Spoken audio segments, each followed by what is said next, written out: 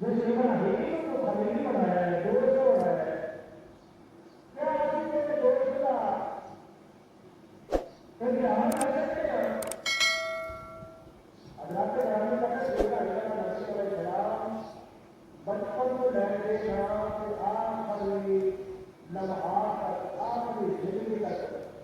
ابن حضرت السلام کے عمل میں رہ گئے، لیکن ابن حضرت السلام نے رب کی بارگاہ میں صبر کی ہے تو رب العالمین فرماتے ہیں ان اللہ مع الصابرین، جہاں بندہ دنیا کو رہ کے صبر کرتا ہے نا، میں صبر والوں کے ساتھ دنیا کے ہوگا اور قیامت میں ضرور ہوگا۔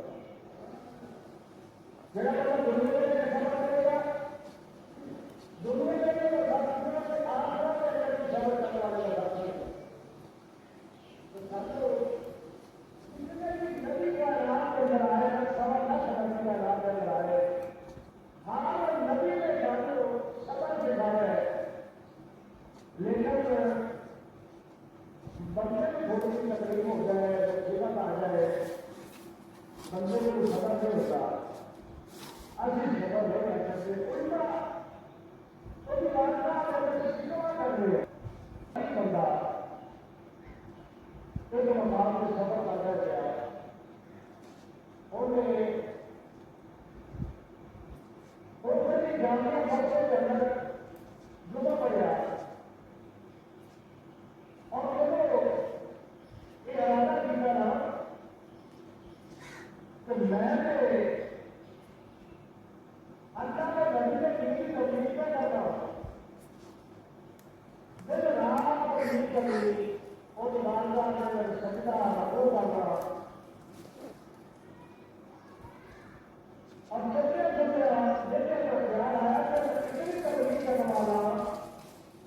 اتنا رب کا ذکر کرنے والا کہ میرے پیدا کرنا ٹھیک نہیں ہے۔ اپنا جب جانور بنتے رہنے ایک بندہ مسجد کے دروازے میں بیٹھا ہے، مسجد کے دروازے میں بیٹھ کے مقصد کیا حضرات اللہ کے بندے کے اللہ کے بندے کے جب اس بندے نے پیدا کرنے والی نا پیر ہی نہیں اس سے بندہ چلا گیا مسجد میں سجدہ کر دیتا، سجدہ کرنا رو کے رب کی بارگاہ میں توبہ سے معاملہ کرے، اللہ مجھے معاف کر دے۔ اللہ نے فرمایا اور تو ہر چیز ہے آپ نے دفعہ بڑھانے کے اندر نہ نانے کی بارگاہ میں بڑھانے کی میری سب نے ہمارے پاس تو ہر چیز ہے۔ اللہ تعالیٰ نے فرمایا کہ اس بندے نے دین بھی بدلی کرتے ہو سکھا کی ہے اور اس سے بہت توبہ کر لیں گی، دیکھ آئے تو جب اپنے آپ کو سامنے لگا آیا تو اس بندے نے کہا کہ اللہ کی بارگاہ میں توبہ بھی کی جاتا ایک دن کا سوال کرنا کہ جیسے زندگی والوں کو نہیں لیکن جیسے جڑنے والے فیصلے جاتے نہیں اللہ کے رسول ادا کرنا۔ میرے مسلمانوں کو آج رب العالمین نے موقع دیتا ہے انسان کو صرف اور صرف اپنے رسول ادا کرنے واسطے اگر وہ رب کی بارگاہ میں سجدہ کرتا ہے، اللہ فرماتا ہے کہ میں وہ سجدے کی توفیق